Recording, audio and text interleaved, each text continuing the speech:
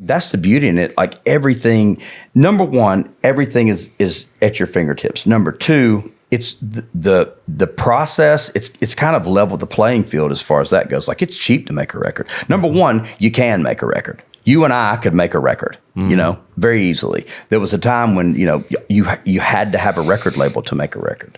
And, so that you can do that. You can do it in a studio or you can do it in your garage, and you can take that record that you did in your garage and you can load it up to Spotify and you're off to the races. Like you don't need the radio guy playing your song. You can have it's great to have it, but at the same time, it's none of that's necessary. None of it is. Anybody can access it anywhere. That's beautiful. Yeah. That in itself is, it really, it's, and granted, I heard the same thing. I heard people talk about how it kind of, it's affected the value of music. Yeah, it has. Yeah. But what's the value of music been?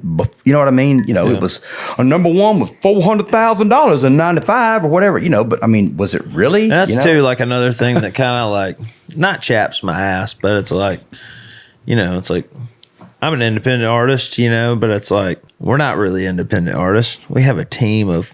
We're basically operating like a small label. I got Bonner over here doing stuff. I got my manager doing stuff. I have Texas Radio. I have Americana Radio. I have a publicist. Yeah, the same thing like you're talking about. Like I own my own record label. I own my own publishing now. But everything is in house, but everything is kind of subcontracted. I can't do that myself.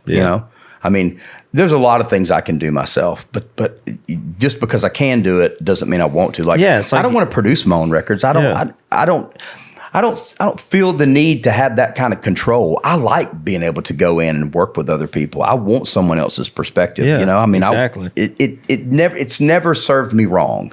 Yeah. It's like I have just like a team of people around me to do this or to do that, so I can focus on recreating that to be able to do it. Because I'm always thinking, okay, I know I'm going to go in December and January, I'm cutting up a full record. I want to put out a record. I want to get in record world.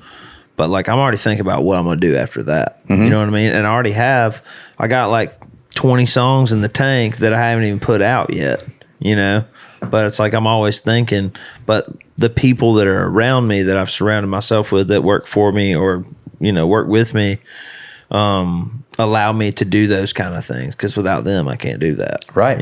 Exactly. Yeah, it gives you the freedom. And there are just people that are smarter than you when it comes to stuff like that. There are people that understand how TikTok works better than me.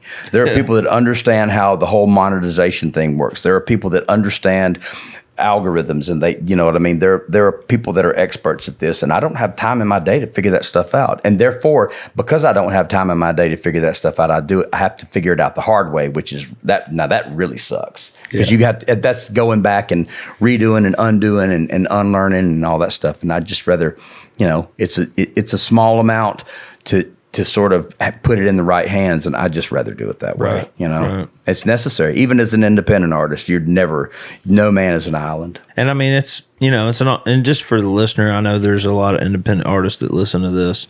Everything that I'm doing now and everything you're doing now, it was a gradual thing. It didn't just happen overnight. Right. There was a time where we weren't doing it all. Right. When there was no manager or anything like that. Those were rough days, though. Golly, man. I was looking. I had a Facebook memory come up the other day. It was I sold my Honda Civic for $500. I sold some other odd end shit just so I could come up here to Nashville and record one song. What song was it? Whiskey Miss Me. Oh shit! Which just is at 1 million streams. Just hit 1 million streams. Wow! Look at there. Yeah, 2018. It was the day that the solar eclipse happened. Really? We did it at Benchmark with Chris Utley. That's where we cut up. And I'm writing with Chris Utley tomorrow, so it's like full circle. Oh, yeah, it is full circle. Yeah. We did Welcome to the Big World at Benchmark. Oh, really? Yeah, it's a great room, studio. great sounds. Get on the gram,